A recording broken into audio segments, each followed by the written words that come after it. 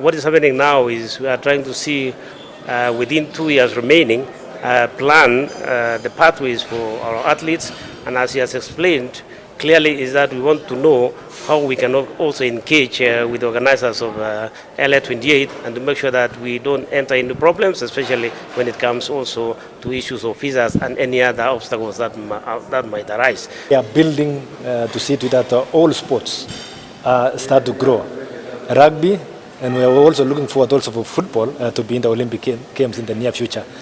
Why not? And we have the talent. The most important thing is that we are progressive, and we want to see to it that our all sports, we participate in all sports, be it in the African, but like African Games or Commonwealth Games and Olympic Games.